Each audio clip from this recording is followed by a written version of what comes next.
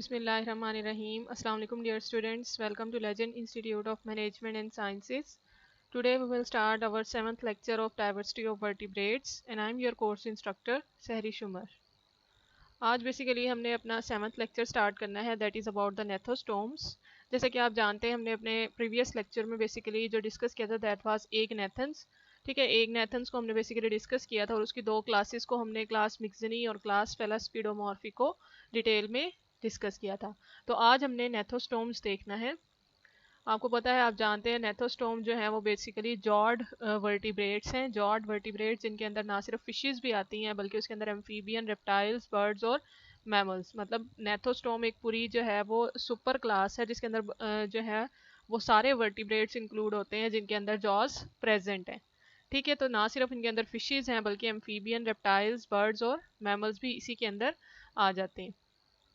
जब हम फिशेस के लिहाज से इसके क्लास नेथोस्टोम के जनरल करेक्टर्स देखते हैं नेथोस्टोम के, तो हमें कुछ करेक्टर्स जो नज़र आ रहे हैं. सबसे पहले लिखा हुआ है they have hinge jaws and paired appendages. ठीक है कि इनके अंदर हिंज जॉज मौजूद होते हैं और पेयर्ड अपेंडेजेस पाए जाते हैं. हिंज जॉज से क्या मुराद है कि ऐसे जॉज जो कि बंद और खुल सकें आसानी से. ठीक है कि एक जो है जस्ट लाइक अ हिंज, जैसे हमारा दरवाज़ा होता है कि हम उसको आसानी से एक जगह से वो अटैच है और उसको हम आसानी से खोल सकते हैं, बंद कर सकते हैं. तो उसको कह रहे हैं कि ये बंद हो सकता है और आसानी से खुल सकता है और इनके अंदर जॉज प्रेजेंट होते हैं और साथ साथ paired appendages in the form of fins. ठीक है कि फिन्स की सूरत में पेयर्ड अपेंडेजेस मौजूद होते हैं और साथ साथ वर्टिब्रल कॉलम जो है मॉडिफाइड वर्टिब्रल कॉलम होती है जो कि नोटोकॉर्ड को रिप्लेस करके बनती है. ठीक है, हमने जो नेथोस्टोम में डिस्कस करेंगे उसमें हम वर्टिब्रल कॉलम को डिस्कस करेंगे, जबकि हमने क्लास मिक्सनी और स्पेलास्पिडोमॉर्फी में देखा था कि उनमें बेसिकली नोटोकॉर्ड प्रेजेंट थी. ठीक है कि उनके अंदर जो है वर्टिब्रल कॉलम इतनी स्पेशलाइज नहीं थी. इसमें हम कह रहे हैं कि वर्टिब्रल कॉलम ने बन चुकी है और नोटोकॉर्ड रिप्लेस हो चुकी है. ठीक है, इसके अलावा their internal ear has 3 semi circular canals. ठीक है, और ये सेमी सर्कुलर कैनाल्स फिशेस को एक्विलिब्रियम मेंटेन करने में, इसको सेंस करने में हेल्प कर रही होती हैं. बेसिकली एक्विलिब्रियम मेंटेन करवाती हैं सेमी सर्कुलर कैनाल्स जो कि इंटरनल ईयर में मौजूद होती हैं इनर ईयर में. ठीक है, तो इसके अंदर हमने नेथोस्टोम में देखा कि मॉडिफिकेशंस क्या हुई या एडॉप्टेशंस क्या हुई हैं बेसिकली. तो इसके अंदर जॉज की एडॉप्टेशन है और पेयर्ड अपेंडेजेस, ये दो चीज़ें ऐसी हैं जो हमने पीछे एक नेथन्स में मिस की थी, मतलब उनके अंदर नहीं थी. तो जॉज को देखें तो जॉज आपको ये स्पेशलाइज्ड इनका जो जॉ आपको एक अपर और लोअर जॉ नज़र आ रहा होगा फिश के अंदर. इसके अलावा पेयर्ड अपेंडेजेस. ठीक है, पेयर्ड अपेंडेजेस होते हैं pelvic fin and pectoral fin. ठीक है, पेल्विक फिन भी इनका जो है वो पेयर होता है, मतलब दोनों साइड पे पाया जाता है. और इसी तरह पेक्टोरल फिन भी जो कि हेड के बिल्कुल बिहाइंड मौजूद होता है, बिहाइंड द हेड. ये भी जो है दोनों साइड्स पे मौजूद होता है, लेटरल साइड्स पे. ठीक है, और जॉज जो है बेसिकली जो अपर और लोअर जॉ है, इनसे क्या काम लिया जाता है, इसको बेसिकली फीडिंग पर्पस के लिए यूटिलाइज किया जाता है. इसके अलावा ये आपको पता है कि जो फिशेस हैं उनका प्रीडेटरी लाइफस्टाइल होता है, वो मोर एक्टिव होती हैं और प्रीडेटरी लाइफस्टाइल को जो है वो अपनाती हैं. तो वो किस वजह से प्रीडेटरी लाइफस्टाइल उनका जो है सक्सेसफुल होता है, ड्यू टू देयर जॉज. ठीक है कि जॉज इनको प्रीडेशन में भी हेल्प कर रहे हैं और साथ साथ फीडिंग में भी. इसी तरह पेयर्ड अपेंडेजेस जो हैं वो, जिसको हमने कहा पेक्टोरल फिन है जो कि हेड के बिहाइंड मौजूद है, और इसी तरह पेल्विक फिन है जो कि वेंट्रली और पोस्टीरियरली मौजूद है यहाँ पर. ये दोनों फिन्स जो है बेसिकली स्टीयरिंग में हेल्प करते हैं, स्टीयरिंग मैकेनिज्म में फिश को स्टीयर जो है स्टीयरिंग मैकेनिज्म में हेल्प कर रहे होते हैं और उसकी एजिलिटी को बढ़ाते हैं, फिशेस की एजिलिटी को. ठीक है, एजिलिटी किसे कहते हैं, एजिलिटी कहते हैं चुस्ती को, मतलब एक्टिव लाइफस्टाइल को बढ़ाते हैं.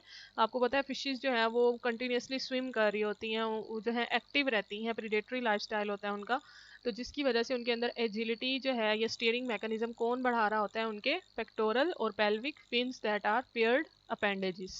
ठीक है, तो ये हैं करेक्टर्स हमारे नेथोस्टोम फिशेस के. नेक्स्ट अगर हम इसके जो है क्लासिफिकेशन की तरफ जाएं, नेथोस्टोम्स की क्लासिफिकेशन, तो सबसे पहले हमारे पास इसकी क्लासेस आपको नज़र आ रही हैं. इसकी हमारे पास 3 क्लासेस हैं. ठीक है, सबसे पहले है प्लेकोडर्मी.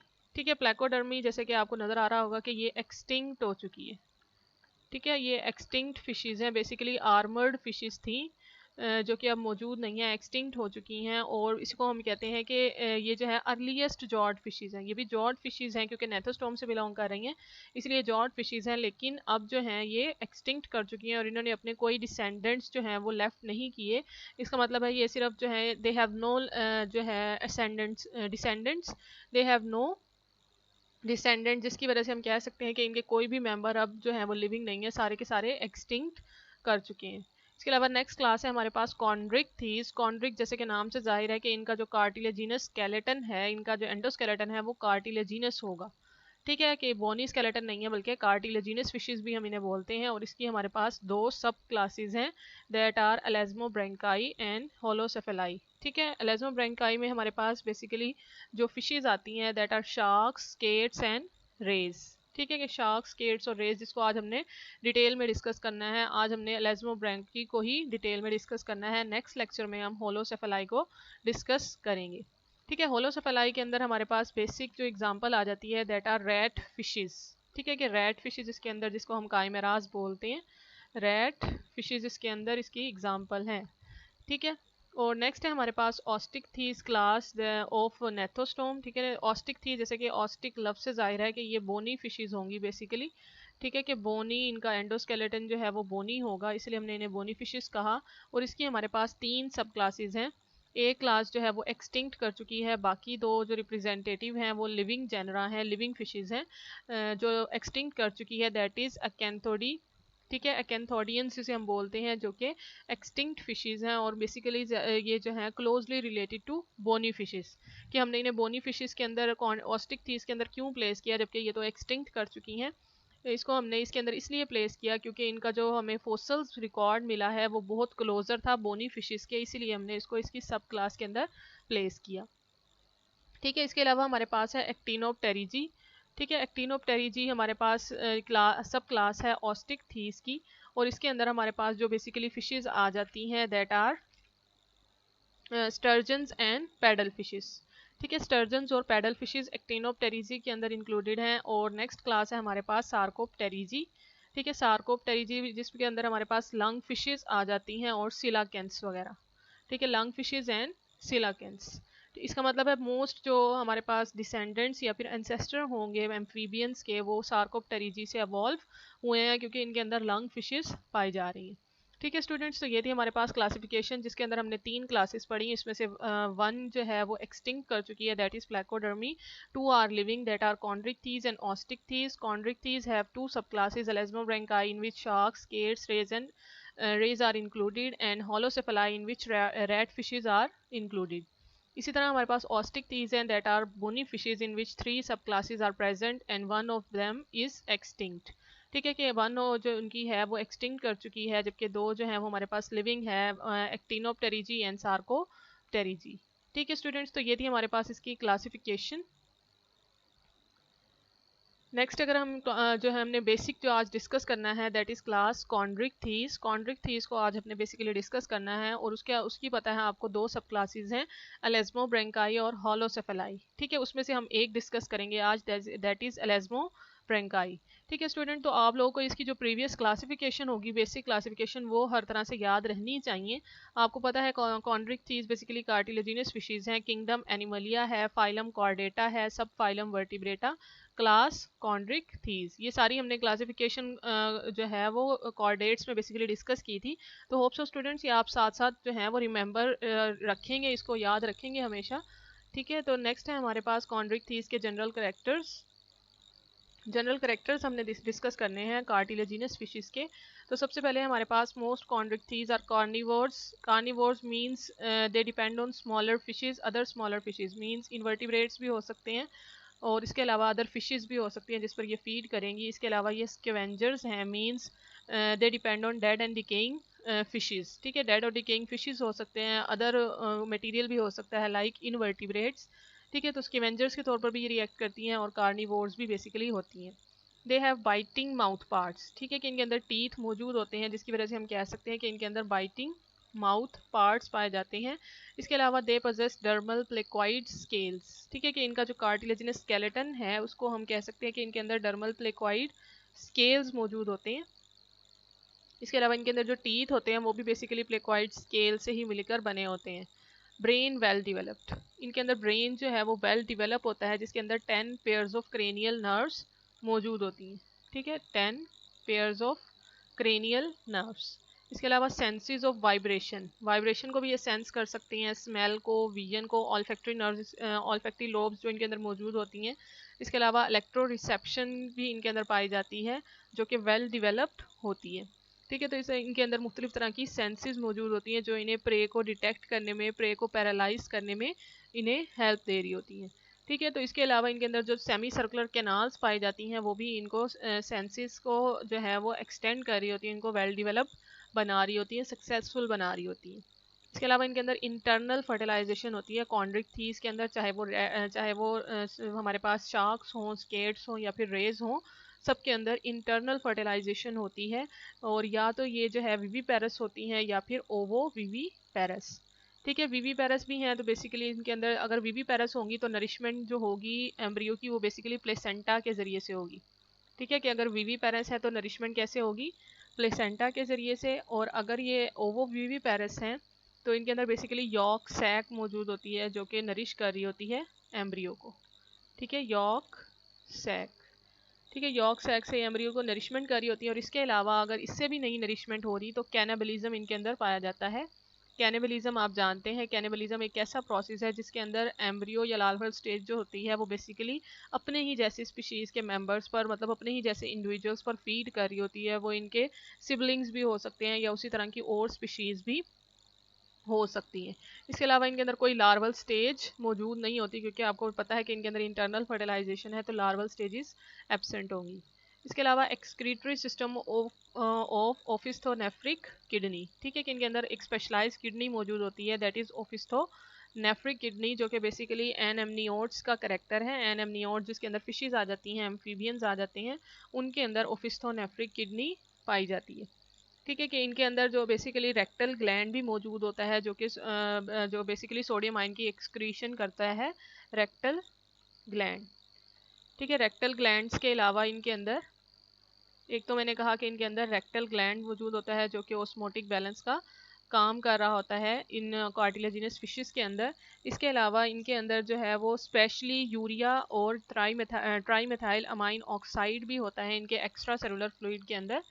ठीक है, urea and trimethyl amine oxide, trimethyl amine oxide इनके एक्स्ट्रा सेलुलर फ्लूइड्स के अंदर मौजूद होता है जो कि इनको ऑस्मोटिक प्रेशर, ऑस्मोटिक बैलेंस को मेंटेन करने में हेल्प करता है। क्योंकि आपको पता है ये मेरीन फिशेज हैं, मेरीन वाटर में पाई जाती हैं, तो अगर ये यूरिया और ट्राईमेथाइल अमाइन ऑक्साइड को अपनी बॉडी में रिटेन करेंगी तो इनका जो ऑस्मोटिक प्रेशर होगा या ऑस्मोटिक सॉल्ट की कंसनट्रेशन होगी as compare to external environment वो ज़्यादा हो जाएगी, जिसकी वजह से जो एक्सटर्नल वाटर है वो इनकी बॉडी के अंदर मूव नहीं करेगा, जिसकी वजह से ये जो है बैलेंस मेंटेन कर लेंगी अपनी बॉडी और सराउंडिंग वाटर के दरमियान। जो इनइक्वलिटी थी मतलब इनके अंदर सॉल्ट्स की कमी थी और सराउंडिंग वाटर में सॉल्ट ज़्यादा था, वो इनइक्वल जो था, बैलेंस नहीं था, जिसकी वजह से इन्होंने क्या किया, अपने अंदर यूरिया और ट्राईमेथाइल अमाइन ऑक्साइड की कंसनट्रेशन ज़्यादा कर दी, इनको रिटेन कर लिया, जिसकी वजह से जो आउटर इन्वायरमेंट और इनकी बॉडी की कंसनट्रेशन है वो इनइक्वल नहीं रही बल्कि इक्वल हो गई, जिसकी वजह से अब वाटर जो है इनकी बॉडी के अंदर मूव नहीं करेगा। मीन्स अब ऑस्मोटिक प्रेशर जो है वो इनका बैलेंस जो है वो मेंटेन रहेगा। ठीक है स्टूडेंट्स, तो ये इनके ओफिस्थोनेफ्रिक किडनी के काम है कि एक तो इनके अंदर रेक्टल ग्लैंड मौजूद होता है जो कि सोडियम आयन की एक्सक्रीशन करवाता है। इसके अलावा ये यूरिया और ट्राईमेथाइल अमाइन ऑक्साइड को अपनी बॉडी के अंदर रिटेन रखती है। ठीक है, और इनका हार्ट जो होता है आपको पता है सिंगल सर्किट हार्ट इनके अंदर मौजूद होता है, सिंगल सर्कुलेशन होती है जिसके अंदर साइनस वेनोसस, एट्रियम, वेंट्रिकल और कोनस आर्टीरियोसस मौजूद होता है। ठीक है, हर फिशेस के अंदर इसी तरह के करेक्टर है, इनके single circulation, single circuit heart इनके अंदर पाया जाता है। ठीक है स्टूडेंट, तो ये थे करेक्टर्स हमारे पास क्लास कॉन्ड्रिक थीस के, दैट आर कार्टिलेजिनस फिशेस। इसके बाद आपको पता है कि इसके अंदर कॉन्ड्रिक थीस के अंदर आपको पता है दो क्लासेस हैं, दैट आर सब क्लासेस हैं, दैट आर एलेस्मोब्रेंकाई एंड होलोसेफेलाई। आज जो हमने डिस्कस करनी है दैट इज एलेस्मोब्रेंकाई। ठीक है, एलेस्मोब्रेंकाई को बेसिकली आज हमने डिटेल में डिस्कस करना है। ठीक है, एलेस्मोस कहते हैं प्लेट मेटल को, और इसके अलावा ब्रेंकिया आपको पता है, ब्रेंकिया गिल्स को कहते हैं। तो इसका मतलब है इनके अंदर जो गिल्स होंगे वो प्लेट लाइक स्ट्रक्चर्स की तरह इनके बॉडी में पाए जाएंगे एलेस्मोब्रेंकाई में। ठीक है, इनके करेक्टर्स देखें तो their cartilaginous skeleton is partially ossified. ठीक है, कि जो स्केलेटन है वो पार्शली ओसिफाइड हो जाता है, मतलब बोनी में चेंज हो जाता है। जैसे मैंने आपको कहा कि इनके अंदर जो है प्लेक्वाइड स्केल्स मौजूद होते हैं जिसकी वजह से ओसिफिकेशन हो जाती है इनकी बॉडी में। इसके अलावा प्लेक्वाइड स्केल्स आर प्रेजेंट और दे हैव नो स्केल्स, या तो प्लेक्वाइड स्केल्स मौजूद होंगे या फिर स्केल्स होंगे ही नहीं। ठीक है, अब ये स्केल की टाइप है, placoid scale is a type of a scale. Fishes के अंदर आपको पता है कि एपिडर्मल ओरिजिन के मुख्तलिफ तरह के स्केल्स मौजूद होते हैं इस तरह से। ठीक है जी, जो स्केल्स पाए जाते हैं इनकी शेप्स डिफरेंट होती हैं, किसी की सर्कुलर होती है, किसी की इस तरह से शेप मौजूद होती है, किसी की इस तरह से होती है। तो डिफरेंट टाइप्स के जो शेप्स के जो पाए जाते हैं स्केल्स, उसकी बेस पर इन्हें नाम दिया जाता है। ठीक है, तो अब ये जो प्लेक्वाइड स्केल्स हैं इनकी इस तरह की शेप होती है जिसकी बेस पर इन्हें नाम दिया गया है प्लेक्वाइड स्केल। और एलेस्मोब्रेंकाई के अंदर या तो प्लेक्वाइड स्केल मौजूद होंगे या कोई स्केल नहीं पाए जाएंगे। इसके अलावा स्पीशीज़ की बात करें तो इनके अंदर 12 लिविंग ऑर्डर्स होते हैं जिनके अंदर 960 स्पीशीज़ टोटल मौजूद होती हैं। ठीक है, तो ये हमारे पास थे करेक्टर्स एलेस्मोब्रेंकाई के, जिसके अंदर बेसिकली शार्क्स, स्केट्स और रेज मौजूद होती हैं, जिनको आगे हमने डिटेल में डिस्कस करना है। ठीक है, तो सबसे पहले हम शार्क्स को डिस्कस करेंगे, that are the example of class Elasmobranchii. ठीक है, सब क्लास एलेस्मोब्रेंकाई के एग्जांपल को हमने शार्क्स को डिस्कस करना है। Evolution of sharks. ठीक है, एवोल्यूशन मतलब ये कहाँ से ओरिजिनेट हुई है शार्क। तो basically shark arose from early jawed fishes. Early jawed fishes कौन सी थी, जिसको हमने कहा प्लेकोडम्स भी जो है वो एक्सटिंक्ट जॉर्ड फिशेस हैं। इसके अलावा कैंथोडियंस भी जॉर्ड फिशेस हैं जो कि अब एक्सटिंक्ट हो चुकी हैं। दो हमने जो है वो जनरा पढ़े थे, प्लेकोडम्स और कैंथोडियंस। ठीक है, ये ऐसी जॉर्ड फिशेस हैं जो कि अब एक्सटिंक्ट कर चुकी हैं, लेकिन मैंने बोला था कि ये जो प्लेकोडम्स हैं इन्होंने अपने कोई डिसेंडेंट्स नहीं छोड़े। कैंथोडियंस का जो है वो अभी कंफर्म नहीं है कि इन्होंने अपने जो है वो डिसेंडेंट कौन से छोड़े थे स्पेशली। तो हम कह सकते हैं कि बेसिकली ये इन दोनों में से ही ओरिजिनेट हुई हैं जॉर्ड फिशेस से, जो कि बेसिकली अब एक्सटिंक्ट हो चुकी हैं। और डेवोनियन पीरियड में ये जो है बेसिकली अराइज हुई थी, डेवोनियन पीरियड में, जो कि बेसिकली हमारे पास 350 मिलियन ईयर्स अगो का पीरियड आ जाता है। ठीक है स्टूडेंट्स, तो ये थी हमारे पास शार्क्स की एवोल्यूशन। और इसके अलावा इसके हम फीचर्स देखें, certain features of the bony fishes are absent in elasmobranchs. ठीक है, आपको बोनी फिशेस पता है, ऑस्टिक थीस, हम बोनी फिशेस ऑस्टिक थीस को कहते हैं, लेकिन हम जो डिस्कस कर रहे हैं दैट आर कॉन्ड्रिक थीस, और उसकी सब क्लास को डिस्कस कर रहे हैं दैट इज एलेस्मोब्रैंकी। ठीक है, तो एलेस्मोब्रैंकी के अंदर जो है वो कुछ फीचर्स बोनी फिशेस में जो प्रेजेंट होते हैं वो एलेस्मोब्रैंक्स में एब्सेंट होते हैं। अब वो कौन कौन से करेक्टर्स हैं जो बोनी फिशेस में तो प्रेजेंट होते हैं लेकिन एलेस्मोब्रैंक्स में एब्सेंट होती हैं, दैट आर स्विम ब्लैडर। ठीक है, स्विम ब्लैडर जो है वो बोनी फिशेस में प्रेजेंट होता है लेकिन एलेस्मोब्रैंक्स में एब्सेंट होता है। इसके अलावा बायोंसी, अगर स्विम ब्लैडर नहीं है तो इनके अंदर बायोंसी को भी रेगुलेशन जो है वो नहीं होगी एलेस्मोब्रैंक्स के अंदर। ठीक है, इसके अलावा इनके अंदर गिल कवर भी एब्सेंट होता है एलेस्मोब्रैंक के अंदर, गिल कवर। ठीक है, लेकिन ये जो है वो जो हमारे पास बोनी फिशेस हैं उनके अंदर गिल कवर मौजूद होता है। इसके अलावा इनका जो स्केलेटन है आपको पता है, कॉन्ड्रिक थीज हैं तो इनके अंदर जो है कार्टिलेजिनस स्केलेटन पाया जाता है, जबकि बोनी फिशेस के अंदर बोनी स्केलेटन मौजूद होता है।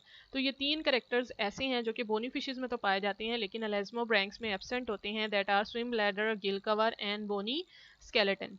तो ये इसकी वजह से इसे कहा गया, it is believe that these are primitive feature but this is wrong interpretation. ठीक है कि ये जो सोचा जाता था कि ये जो करेक्टर्स हैं ये प्रिमिटिव हैं और अब जो है ये, लेकिन हम जानते हैं कि ये रॉन्ग इंटरप्रिटेशन है, क्योंकि ये जो करेक्टर्स हैं ये लॉस्ट क्यों हुए, क्योंकि दो ग्रुप्स ने अलग अलग एडॉप्टेशंस कर ली थी।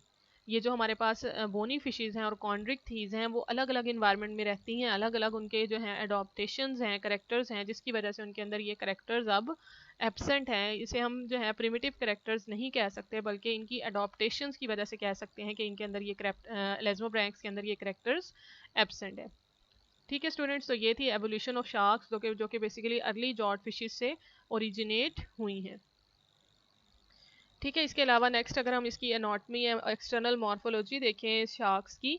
ठीक है, शार्क्स की एक्सटर्नल मॉर्फोलॉजी में आपको इसके अंदर जो है कुछ पेयर्ड और अनपेयर्ड जो है फिन्स नज़र आ रहे होंगे। सबसे पहले आपको इसके अंदर जॉ जो है वो अपर और लोअर जॉ नज़र आ रहा है जो कि इन्हें फीडिंग में हेल्प करता है, इनका प्रीडेटरी लाइफस्टाइल सक्सेसफुल बनाता है। इसके अलावा नॉस्ट्रिल है जो कि इसको ऑल्फेक्शन में हेल्प करता है, आइज़ हैं, स्पायरेकल हैं, और इनके अंदर वेल डिवेलप विजन होती है क्योंकि आइज़ मौजूद है और इनकी आइज़ जो है वो इतनी वेल डिवेलप होती हैं कि ये मडी जो है वाटर में भी आसानी से अपने प्रे को कैच कर सकती हैं, डिमी वाटर में भी ये अपने प्रे को आसानी से देख सकती हैं। ठीक है, स्पायरेकल मौजूद होता है जो कि इन्हें रेस्पायरेशन में हेल्प करता है। इसके अलावा गिल स्लिट्स भी मौजूद हैं जो कि रेस्पायरेशन में हेल्प कर रही होती हैं, जिसकी वजह से वाटर कंटिन्यूसली अंदर एंटर हो रहा होता है और इनके डाइजेस्टिव सिस्टम में जा रहा होता है। लेकिन मैंने कहा कि ये कंटिन्यूसली वाटर को जो है वो अंदर आने से रोकने के लिए इनके अंदर क्या मौजूद होता है, urea and trimethyl amine oxide, so that they maintain their osmotic balance. ठीक है, और इसके अलावा इनके अंदर यहाँ पर जो है वो लेटरल लाइन मौजूद होती है जो कि सेंसेशन में हेल्प करती है, जिसके अंदर मुख्तलिफ तरह के ऑर्गन्स होते हैं। ठीक है, और इसके अलावा इनके अंदर डॉर्सल फिन 2 होते हैं, first dorsal fin and second dorsal fin.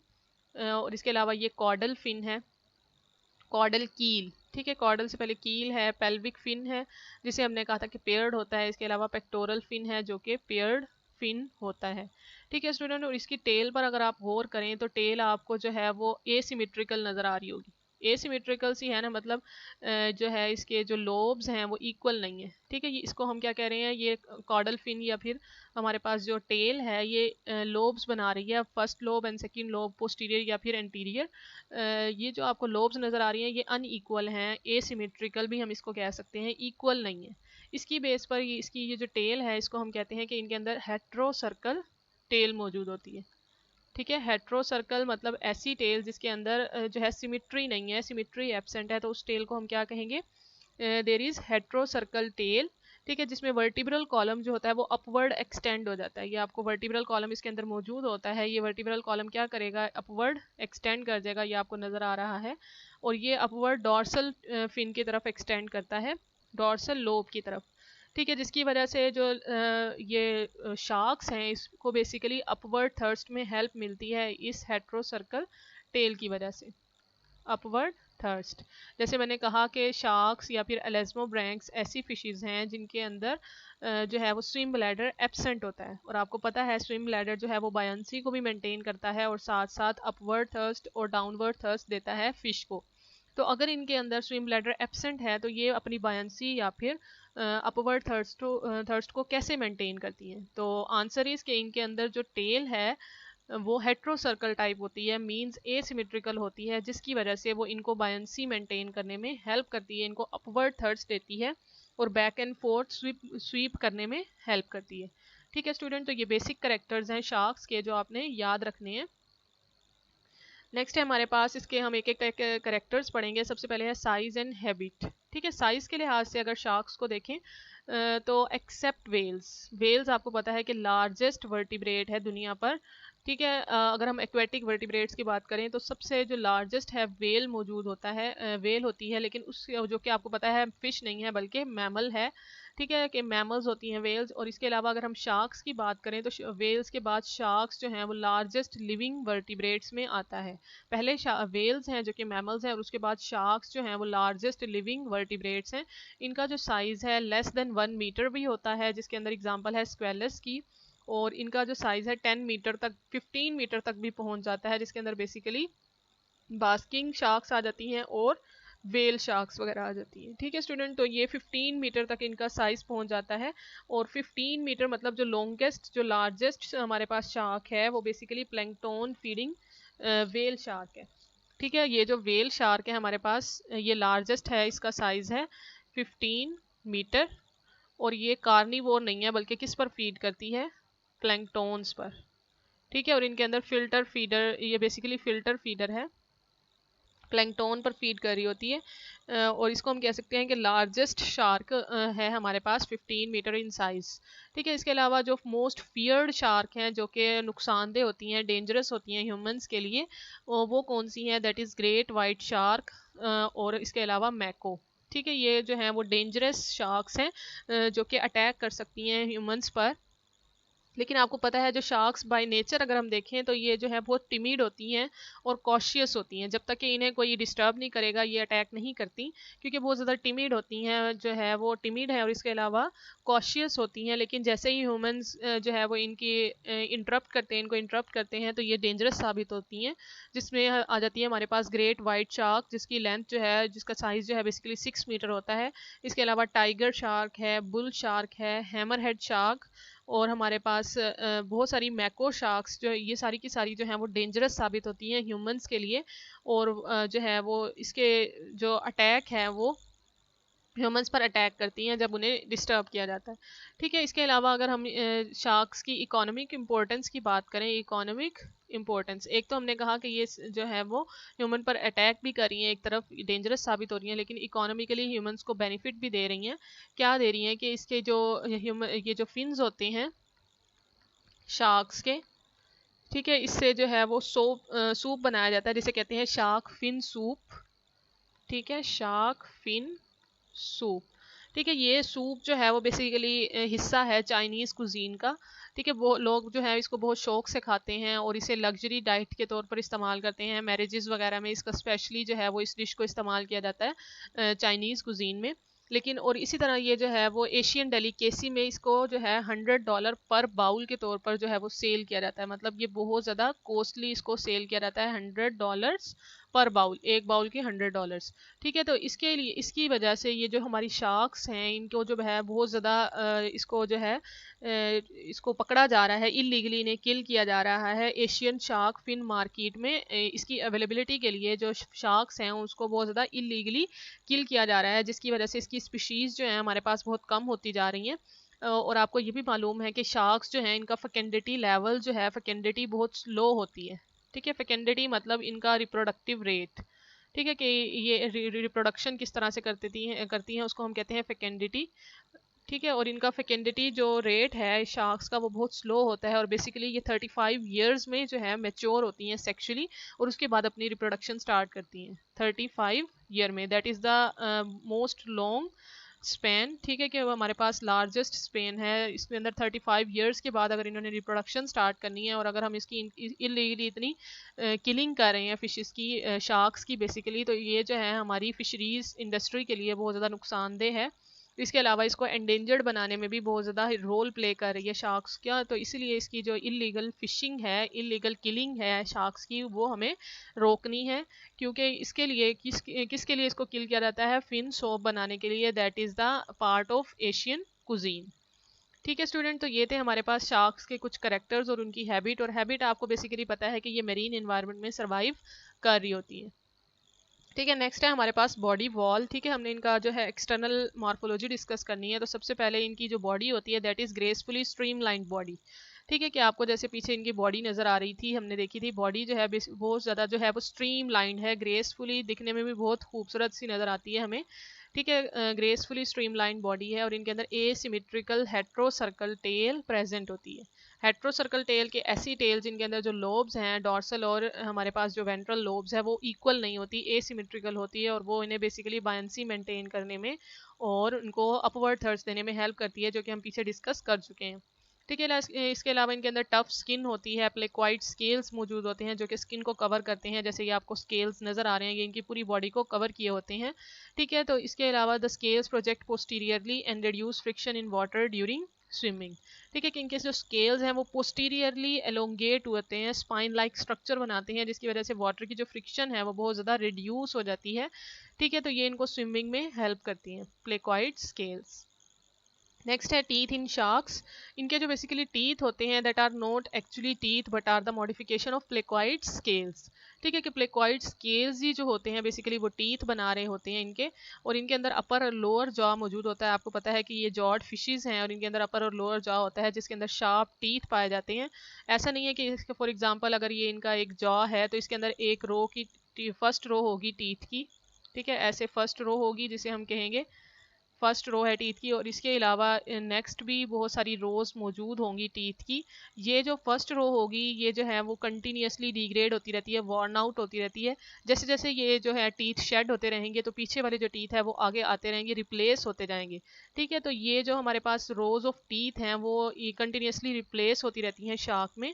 और बेसिकली जो यंग शार्क्स हैं, जो यंग शार्क हैं, जो विनाइल्स हैं, उनके अंदर ये जो रिप्लेसमेंट है, ये शेडिंग है टीथ की, वो बहुत ज़्यादा रैपिड होती है, रिप्लेसमेंट बहुत ज़्यादा रैपिड होती है। 7 to 8 डेज में ये जो है वो रिप्लेसमेंट करती रहती हैं अपनी टीथ की। के ऊपर ये जो फ्रंट वाले जो टीथ होंगे जो कि वॉर्न आउट ख़राब हो चुके होंगे उनको गिरा देंगी, और पीछे वाले जो हैं वो आगे आ जाएंगे। रिप्लेसमेंट जो है वो बहुत ज़्यादा रैपिड होगी इन 7 to 8 days in young sharks.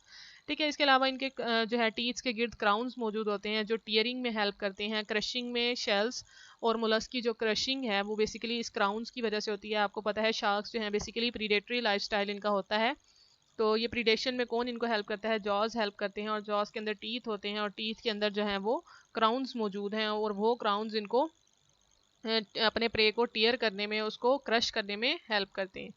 ठीक है स्टूडेंट, तो ये थे हमारे पास टीथ इन शार्क। यहाँ पर आपको टीथ्स नज़र भी आ रहे होंगे शार्क के अंदर।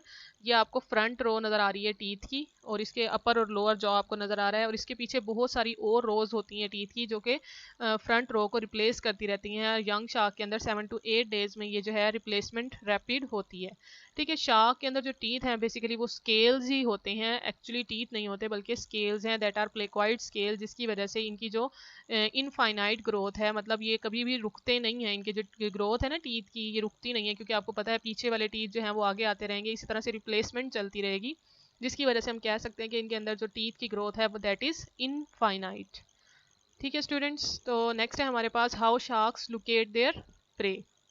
ठीक है, जैसे कि हम जानते हैं कि इन्होंने प्रीडेटरी लाइफस्टाइल को अपनाना है, ये जो है वेल डेवलप प्रीडेटर्स हैं, जिसकी वजह से ये अपने प्रे को जो है वो आसानी से ट्रैक कर लेती हैं यूजिंग देयर सेंसिटिव ऑर्गन्स। ठीक है, सेंसिटिव सेंसेस को इस्तेमाल करते हुए, जो कि ऑर्डरली सीक्वेंस में इस्तेमाल करते हैं। ऐसा नहीं है कि कोई भी सेंस को इस्तेमाल कर लिया और उसको अपने प्रे को पकड़ लिया, बल्कि ये जो है बहुत ऑर्डरली मैनर में अपनी सेंसेस को इस्तेमाल करती हैं और अपने प्रे को जो है वो लोकेट करती हैं। तो सबसे पहले जब प्रे बहुत ज़्यादा दूर होता है, किलोमीटर्स का डिस्टेंस होता है, ठीक है, किलोमीटर से भी ज़्यादा का जब डिस्टेंस होगा, तो ये क्या करेंगी, अपने बेसिकली ऑल्फैक्टरी ऑर्गन्स का इस्तेमाल करेंगी। ठीक है, ऑल्फैक्टरी ऑर्गन्स को यूज़ करते हुए ये जो है बहुत ज़्यादा से दूर जो प्रे अब है मौजूद उसको भी डिटेक्ट कर लेती हैं। ठीक है, जिसकी वजह से बेसिकली केमिकल डिटेक्शन होती है, ये केमिकल्स को डिटेक्ट करके ये जो है वो अपने प्रे को लोकेट करती हैं जब वो बहुत ज़्यादा दूर होता है, फॉर अवे होता है उससे, तो केमिकल्स को डिटेक्ट करती हैं। इनकी जो केमिकल को डिटेक्ट करने की सेंस है वो बहुत ज़्यादा एक्टिव होती है, बहुत ज़्यादा मॉडिफाइड होती है, कि ये 1 पार्ट पर 10 बिलियन जो है केमिकल्स को आसानी से डिटेक्ट कर लेती हैं। कि अगर हमारे पास 10 बिलियन है एक पार्ट, उसके अंदर 1 पार्ट पर 10 बिलियन के हिसाब से ये जो है केमिकल्स को आसानी से डिटेक्ट कर लेती हैं। ठीक है, तो डिटेक्टिंग केमिकल्स की जो कैपेबिलिटी है इनके अंदर बहुत ज़्यादा वेल डिवेलप्ड होती है। तो जब प्रे बहुत ज़्यादा दूर है, किलोमीटर्स के डिस्टेंस पर है, तो बेसिकली ये कौन सी सेंस को इस्तेमाल करेंगी, दैट इज ऑल्फैक्टरी ऑर्गन्स। उसके बाद क्या करेंगी, laterally pressed nostrils enhance odour localization. आपने इसकी एनाटॉमी में देखा था कि इनके अंदर जो है नॉस्ट्रिल्स मौजूद होते हैं, वो इनको ऑर्डर मतलब स्मेल करने में हेल्प करते हैं। बेसिकली हैमर हेड शार्क्स जो होती हैं उनके अंदर ये पाए जाते हैं नॉस्ट्रिल्स, और उसको ऑर्डर लोकलाइजेशन में हेल्प करते हैं, मतलब उसके इर्द गिर्द जो स्मेल होती है उसको डिटेक्ट करने में हेल्प करते हैं थ्रू नॉस्ट्रिल्स। तो पहले उन्होंने ऑल्फैक्टरी ऑर्गन्स का इस्तेमाल किया, उसके बाद जो है वो नॉस्ट्रिल्स का इस्तेमाल किया, और उसके बाद prey can also be detected from moderate distances. अब जो है वो प्रे आहिस्ता आहिस्ता करीब आता जा रहा है। ठीक है, पहले यहाँ पर था, किलोमीटर्स के डिस्टेंस पर था। फॉर एग्जांपल शार्क जो है वो यहाँ पर है, ये जो इसका प्रे है बहुत ज़्यादा किलोमीटर्स के डिस्टेंस पर है, तो सबसे पहले इसने कौन सी सेंस इस्तेमाल की, ऑल्फैक्टरी ऑर्गन इस्तेमाल किए, उसके बाद इसने नॉस्ट्रल को यूज़ किया, और उसके बाद इसने जब मॉडरेट डिस्टेंस पर आ गया, ये करीब आता जा रहा है ना प्रे, जैसे जैसे ये करीब आ गया तो इसने अब अपने मैकेनो रिसेप्टर्स, मतलब लेटरल लाइन के अंदर इसके मैकेनो रिसेप्टर्स होते हैं, उसको यूटिलाइज करना शुरू कर दिया। फिर उसके बाद जैसे ही जो है वो प्रे बिल्कुल करीब आ जाता है, तो ये अपनी विजन मतलब अपनी आइज़ का इस्तेमाल करती है, और आपको पता है आइज़ जो है इनके अंदर वेल डिवेलप होती हैं, ये जो है वो मडी वाटर के अंदर भी आसानी से अपने प्रे को देख सकती हैं, जिसकी वजह से ये उसे डिटेक्ट करेंगी। और फाइनल स्टेज में क्या होगा, sharks are guided by bio electric field that surrounds the prey. ठीक है, हर प्रे के इर्द गिर्द, फॉर एग्जांपल ये प्रे है तो इसके इर्द गिर्द जो है वो एक फील्ड होगी, जिसे हम क्या कह रहे हैं, बायो इलेक्ट्रिक फील्ड, और उस फील्ड की मदद से ये शार्क जो है अब गाइड होगी अपने प्रे की तरफ। ठीक है, sharks use electroreception to find prey buried in sand. ठीक है, कि इनके अंदर इलेक्ट्रो रिसेप्शन का मैकेनिज्म भी होता है, जो कि बेसिकली एम्प्यूला ऑफ लोरेंजेनी इनके अंदर मौजूद होते हैं, ऑर्गन्स होते हैं एम्प्यूला ऑफ लोरेंजेनी, उसकी मदद से ये इलेक्ट्रो रिसेप्शन करते हैं, और जो सैंड के अंदर या मट्टी के अंदर जो दबा होता है प्रे, उसको भी आसानी से पकड़ लेती हैं ये शार्क्स। ठीक है, तो स्टूडेंट्स ये थे इनके अंदर सेंसरी ऑर्गन, जिसकी मदद से ये अपने लोकेट करती हैं प्रे को। नेक्स्ट आपको ये डायग्रामेटिक रिप्रेजेंटेशन है कि इनके अंदर लेटरल लाइन पाई जाती है, और लेटरल लाइन के अंदर जो है वो हमारे पास कुछ सेंसेस मौजूद होती हैं, जिसे हमने कहा हमारे पास मैकेनो रिसेप्टर्स होती हैं लेटरल लाइन के अंदर, और उसके अंदर ये जो ऑर्गन है उसको हम नाम देते हैं न्यूरोमास्ट। ठीक है, न्यूरोमास्ट सेल्स मौजूद होते हैं जो कि डिटेक्ट करने में हेल्प करते हैं, इनको प्रे को डिटेक्शन में हेल्प करते हैं न्यूरोमास्ट। और इसके इर्द गिर्द इंटरकनेक्टेड ट्यूब्स होती हैं जो कि पूरी बॉडी में एक्सटेंड की होती हैं लेटरल लाइन के इर्द गिर्द। ठीक है, न्यूरोमास्ट बेसिकली सेल्स होते हैं जो कि हेल्प करते हैं इनको डिटेक्शन में। इसके अलावा एम्प्यूला ऑफ लोरेंजेनी जो कि बेसिकली हेड के अंदर मौजूद होते हैं, वो इन्हें जो है इलेक्ट्रो रिसेप्शन में हेल्प करते हैं। ठीक है, यहाँ पर एम्प्यूला ऑफ लोरेंजेनी ये ऑर्गन जो है वो दिखाया गया है जो कि इनके अंदर हेड के अंदर मौजूद होता है और इसको जो है इलेक्ट्रो रिसेप्शन में हेल्प करता है। ठीक है स्टूडेंट्स, तो ये थी इनकी सेंसेस। नेक्स्ट है रिप्रोडक्टिव पैटर्न। ठीक है, इनके अंदर रिप्रोडक्टिव पैटर्न जैसे हमने पहले भी कॉन्ड्रिक चीज़ के अंदर डिस्कस किया कि इनके अंदर इंटरनल फर्टिलाइजेशन पाई जाती है।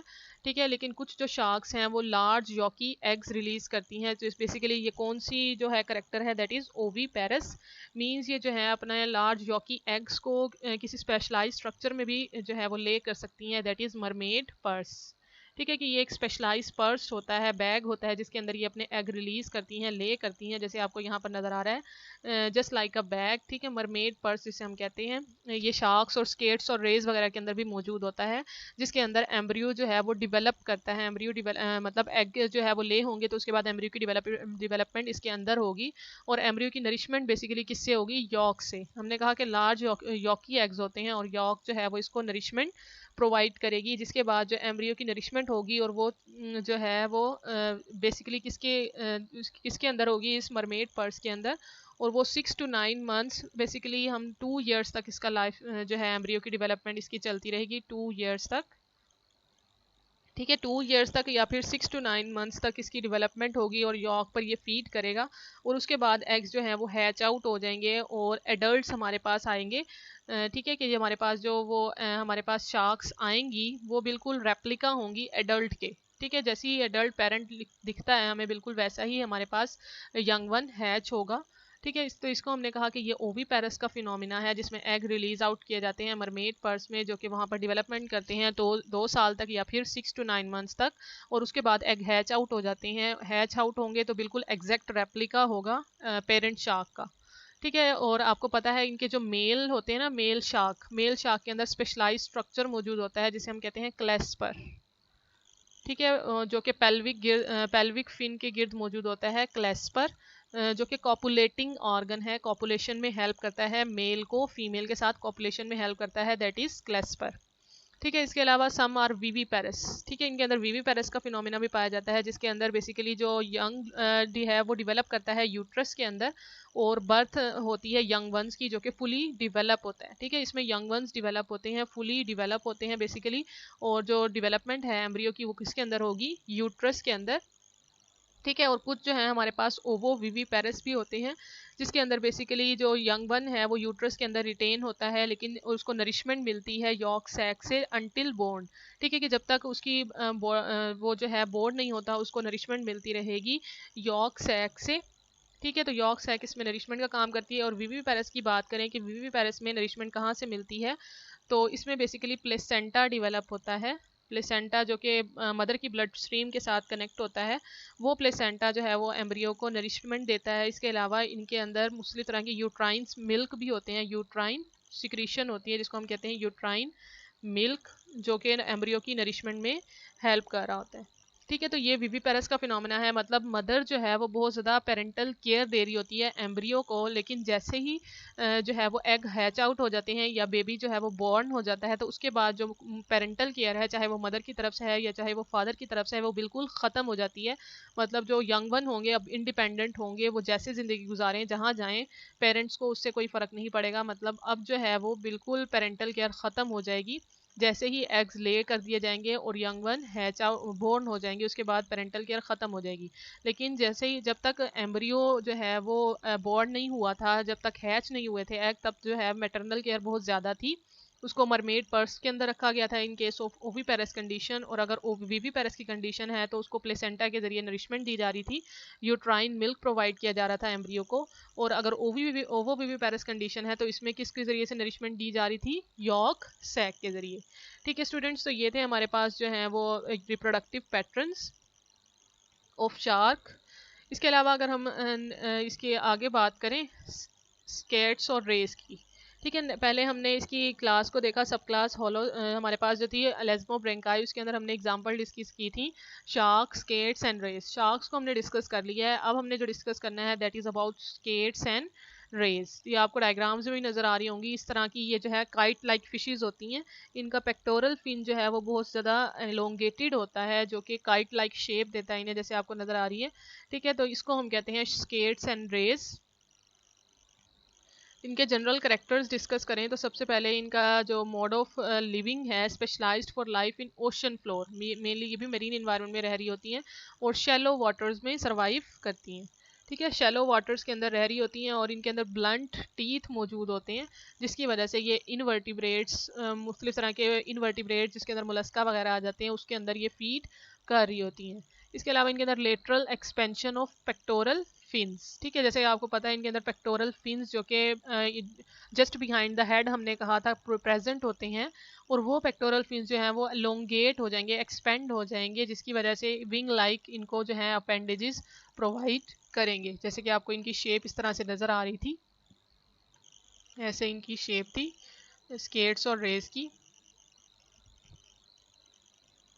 ऐसे शेप थी। तो इनकी ये जो विंग लाइक आपको स्ट्रक्चर नज़र आ रहा है, काइट लाइक स्ट्रक्चर नज़र आ रहा है, वो क्या है, बेसिकली एक्सटेंशन है, एक्सपेंशन है पेक्टोरल फिन की, दैट इज पेयर्ड फिन। ठीक है, इसके अलावा लोकोमोशन जो होती है basically dorso ventral muscular waves की वजह से होती है, कि डॉर्सो वेंट्रल जो है वो मस्कुलर वेव्स प्रोड्यूस होती हैं वेव लाइक फैशन में, जो कि इन्हें प्रोपेल करती हैं। ठीक है स्टूडेंट्स, तो ये इनकी जो है वो मूवमेंट है। इसके अलावा इनके अंदर एलेबोरेट कलर पैटर्न्स मौजूद होते हैं, कलर पैटर्न्स जो इनको कैमोफ्लेज में हेल्प करते हैं। कैमोफ्लेज मतलब जो है बिल्कुल अपने जो सराउंडिंग कलर होता है उसी जैसा इनका कलर, जैसे आपको यहाँ पर फिश बिल्कुल भी नज़र नहीं आ रही होगी, ये तो हमारे पास ओशन का फ्लोर है, लेकिन ये वाली जो है ये बेसिकली स्केट है या रे है, फिश है, जो कि आपको बिल्कुल भी जो है वो डिफ्रेंशिएट नहीं हो रही होगी। इसका मतलब है इनके अंदर कलर पैटर्न्स ऐसे होते हैं जो इनको जो है सराउंडिंग के साथ, सराउंडिंग इन्वायरमेंट के साथ मिक्सअप कर देते हैं, कैमोफ्लेज करने में हेल्प करते हैं, ताकि जो प्रीडेटर्स हैं वो इन पर अटैक ना कर सकें। ठीक है, और इसके अलावा यहाँ पर भी आपको इस तरह से नज़र आ रहा होगा कि डायरेक्टली ये इन्वायरमेंट के साथ जो है वो कलर उनका अडॉप्ट हुआ है, जिसको हम कह रहे हैं कि इनके अंदर एलेबोरेट कलर पैटर्न्स इनको कैमोफ्लेज में हेल्प करें। ठीक है, इनके एग्जांपल देखें तो इनके अंदर इलेक्ट्रिक रेज आ जाती हैं, जिसके अंदर नार्सिन, टॉर्पीडो और मेंटा रेज वगैरह इंक्लूडेड हैं। इसके अलावा इनके अंदर इलेक्ट्रिक रेज भी आ जाती हैं, साफ फिशेज हैं, स्टिंग रेज हैं और मेंटा रेज वगैरह सारी की सारी इसी के अंदर मौजूद होती हैं। ठीक है स्टूडेंट्स, नेक्स्ट अगर आपकी इनकी बॉडी देखें, ठीक है, इनकी बॉडी में क्या आपको ये डॉर्सल साइड नज़र आ रही है और वेंट्रल साइड राजा क्लेवेटा। ठीक है, राजा क्लेवेटा हमारे पास फिश है, दैट इज रे। ठीक है, इसमें आपको इसकी अपर बॉडी नज़र आ रही है, दैट इज डॉर्सल, मतलब जो आपको अपर साइड से बॉडी नज़र आएगी उसमें आपको ऊपर वाली साइड पर स्नाउट नज़र आ रहा है, आइज़ मौजूद हैं वेल डिवेलप्ड, ठीक है, पेयर की सूरत में आइज़ हैं और आइज़ के बिहाइंड स्पायरेकल मौजूद है। ठीक है, स्पायरेकल ओपनिंग होती है जो कि इन्हें रेस्पायरेशन में हेल्प करती है, जिसके जरिए से वाटर अंदर एंटर होता है, लीव करता है और इनको रेस्पायरेशन में हेल्प करता है। और ये जो है बेसिकली एक्सटेंशन है पेक्टोरल फिन की। इसके अलावा यहाँ पर डॉर्सल फिन भी इनका मौजूद होता है, और इसके अलावा डॉर्सल फिन यहाँ पर भी आपको नज़र आ रहा है। और ये जो है डॉर्सल फिन जो कि टेल में मॉडिफाइड हुआ है, उसके ऊपर मुख्तलिफ तरह के fins just like a spine, ठीक है, स्पाइन लाइक स्ट्रक्चर मौजूद होते हैं। ये थी इसकी डॉर्सल साइड। और अगर हम इसको नीचे वाली साइड से देखें, वेंट्रल साइड से देखें, तो वेंट्रल साइड पर माउथ लोकेट होता है। ठीक है, तो अगर ये सैंड पर आपको कहा कि ये बॉटम में रहती है, शैलो वाटर्स में सर्वाइव करती हैं, तो जैसे अगर ये बॉटम पर मौजूद है तो इनका जो माउथ होगा वो डायरेक्टली सैंड के अंदर जो है वो बरीड होगा, लेकिन इस माउथ के अंदर टीथ मौजूद होते हैं, जिस टीथ की वजह से ये अपने प्रे को जो है वो क्रश कर सकते हैं, टीयर कर सकते हैं। इसके अलावा नॉस्ट्रल्स मौजूद होते हैं इनके अंदर, ये पेल्विक फिन है, ठीक है, जो कि पेयर्ड सूरत में होता है, क्लोएका है, और गिल स्लिट्स मौजूद होती हैं। ठीक है, गिल स्लिट्स इनकी वेंट्रल साइड पर मौजूद हैं, और माउथ जो है वो भी इनका वेंट्रल साइड पर मौजूद है, और गिल स्लिट्स इनको रेस्पायरेशन में हेल्प कर रही होती हैं। और टीथ इनके अडॉप्टेड होते हैं मोलस्का को, मोलस्का के जो शेल है उसको तोड़ने के लिए, क्रस्टेशियंस वगैरह को और स्मॉल फिशेस को पकड़ने के लिए टीथ जो हैं वो मॉडिफाइड होते हैं। ठीक है स्टूडेंट्स, तो नेक्स्ट अगर हम इनकी जो है वो डिफरेंस चेक कर लें स्केट्स और रेस का, ये आपको स्केट नजर आ रही है और ये है रे। ठीक है, स्केट्स जो है बेसिकली इनके अंदर स्मॉल फिन्स होते हैं टेल के ऊपर। ठीक है, जो टेल है इनकी उसके ऊपर जो है स्मॉल फिन स्पाइन लाइक जो है वो स्ट्रक्चर बना रहे होंगे। They swim by creating a wave and starts at the head then ripples down rest of the body. ठीक है, कि इनकी जो मूवमेंट है बेसिकली इस तरह से होगी, इस तरह से। ठीक है, कि यहाँ से इनके हेड से मूवमेंट स्टार्ट होगी और वो नीचे वेव लाइक मोशन में जो है वो चलती जाएगी, जिसकी वजह से ये जो है फॉरवर्ड होती जाएंगी, आगे मूव करती जाएंगी। और बेसिकली इनके अंदर जो रिप्रोडक्टिव पैटर्न है दैट इज ओवी पैरस। ठीक है, ओवी पैरस का फिनोमिना इनके अंदर मौजूद होता है। और इसके रेस की बात करें तो रेस के अंदर विनोमस बार्ब और स्पाइन। ठीक है, कि इनकी जो बॉडी है डॉर्सल साइड पर, यहाँ पर जो है विनोमस बार्ब मौजूद होते हैं, विनोमस स्ट्रक्चर पाए जाते हैं। ठीक है, जो कि इनको प्रे को पैरालाइज करने में हेल्प कर रहे होते हैं। ठीक है, इनके अंदर मस्कुलर जो वेव्स मौजूद होती हैं वो किस तरह से स्विम करती हैं, ये basically swim by moving fins up and down. ठीक है, जैसे हमारे बर्ड्स जो हैं वो फ्लाई करते हैं एयर में, बिल्कुल उसी तरह ये जो अपने फिन्स हैं उसको अप एंड डाउन मूव करवा कर, जिसको हम कहते हैं बर्ड्स की मूवमेंट जैसे होती है उस तरह से ये जो है वो स्विम करते हैं जस्ट लाइक अ बर्ड। और इनके अंदर जो रिप्रोडक्टिव पैटर्न है दैट इज ओवो विवी पेरिस। ठीक है स्टूडेंट्स, तो ये थी हमारे पास डिफरेंसेस स्केट्स और रेस की। इसके अलावा ये स्केट्स और रेस के अलावा इनके अंदर मुख्तलिफ तरह की स्टिंग रेज भी मौजूद होती हैं। स्टिंग रेज जिसको हमने कहा कि इनके अंदर स्टिंग रेज ऐसी रेज हैं जिनके अंदर जो है स्टिंग निकलता है। आपको पता है स्टिंग, स्टिंग नाम से जाहिर है कि इसके अंदर कोई वेनोमस जो है वो लिक्विड मौजूद होगा, वेनोमस ग्लैंड पाया जाएगा जो कि स्पाइंस की सूरत में पाया जाता है इनके टेल पर। ठीक है, कि इनकी जो विप लाइक टेल होती है, फॉर एग्जांपल अगर ये स्टिंग रे है तो इसकी टेल पर जो है वो स्पाइन लाइक स्ट्रक्चर मौजूद होंगे। ठीक है, और उस स्पाइन लाइक स्ट्रक्चर के अंदर जो है वेनोम ग्लैंड होगा, और वो वेनोम ग्लैंड जो है वेनोमस सिक्रीशन करता है कि अगर कोई भी प्रे है तो उसके अंदर ये वेनोम जो है वो डायरेक्टली इंजेक्ट कर देगा अपनी टेल के जरिए से, जिसकी वजह से उसके जो प्रे है उसके ऊपर जो है वो वाउंड बन जाएगा, जख्म हो जाएगा उसकी बॉडी पर। और वो वाउंड जो है वो एक्सट्रीमली पेनफुल होता है, क्योंकि उसने जो है वेनोम इंजेक्ट किया है, जहर इंजेक्ट किया है, जो कि उसको जो है पेनफुल बनाता है उसके वाउंड को। और वो जो जख्म है, वाउंड है, वो बहुत ज़्यादा स्लोली हील होता है। ठीक है, बहुत ज़्यादा स्लोली हील होता है जब उसके अंदर जो है वो कॉम्प्लिकेशंस बहुत ज़्यादा बढ़ जाती हैं। इसकी वजह से ये जो है डेंजरस होती हैं स्टिंग रेज। ठीक है, कि स्टिंग रेज बहुत ज़्यादा डेंजरस होती हैं। इसके अलावा और अगर हम बात करें तो इनके अंदर जो है वो मुख्तलिफ तरह की इलेक्ट्रिक रेज पाई जाती हैं। इलेक्ट्रिक रेज जैसे कि नाम से जाहिर है इलेक्ट्रिक शॉक जो है देंगी अपने प्रे को, इलेक्ट्रिक रेज। ठीक है, कि ये जो शॉक देती हैं इलेक्ट्रिक शॉक, वो बेसिकली जो वोल्टेज अगर हम उनके काउंट करें दैट इज़ अबाउट 50 वोल्ट। ठीक है, 50 वोल्ट्स का वोल्टेज ये जो है वो रिलीज करती हैं, जो कि इतना पावरफुल होता है, जिसे हम कह सकते हैं कि 1 किलोवाट का जो है वो पावर होती है उसके अंदर। 1 किलो वाट की जो है उसके अंदर पावर होती है, जो कि सफिशेंट होती है अपने प्रे को स्टन करने के लिए, उसको जो है डिस्करेज करने में, प्रीडेटर्स को डिस्करेज करने के लिए जो है वो पावरफुल होती है। 50 वाट का जो वोल्टेज है जिसको हम कह रहे हैं 1 किलोवाट पावर होती है उसके अंदर, वो जो है प्रीडेटर्स को डिस्करेज करता है, या अपने प्रे को या इस तरह से स्टन भी कर सकते हैं, उसको पैरालाइज कर सकते हैं। यही जो इलेक्ट्रिक रेज हैं, इनका जो इलेक्ट्रिक शॉक है, जो कि जिसको हमने कहा कि 50 जो है वोल्टेज तक हो सकता है, उसको बेसिकली एंशियंट जो इजिप्शियंस थे, एंशियंट इजिप्शियंस ने उसको इलेक्ट्रोथेरेपी के तौर पर भी इस्तेमाल किया। इलेक्ट्रोथेरेपी मतलब मुख्तलिफ तरह की एफ्लिक्शंस डिजीज़ में, जैसे कि आर्थराइटिस है, गाउट है, उसके अंदर जो है वो इलेक्ट्रोथेरेपी की जाती है। तो इस इलेक्ट्रिक ईल्स को जो है इलेक्ट्रोथेरेपी के लिए भी इस्तेमाल किया गया। किसने इस्तेमाल किया? एंशियंट इजिप्शियंस ने। ठीक है स्टूडेंट, तो ये थी हमारे पास importance of electric skates and rays. ठीक है, और इसके अलावा हमने शार्क्स की इकोनॉमिक इंपॉर्टेंस भी डिस्कस की। तो इसका मतलब है ये हमारे लिए बहुत ज़्यादा जो है हेल्पफुल भी हैं, इसके अलावा डेंजरस भी हैं एक लिहाज से। ठीक है, तो ये थी हमारे पास कॉन्ड्रिक थीस, जिसके अंदर बेसिकली हमने सब क्लास लेज़्मोब्रैंकाई को डिस्कस किया। नेक्स्ट हम इंशाल्लाह जो है नेक्स्ट क्लास डिस्कस करेंगे दैट इज़ होलोसेफेलाई। तब तक के लिए अल्लाह हाफिज़, थैंक यू सो मच।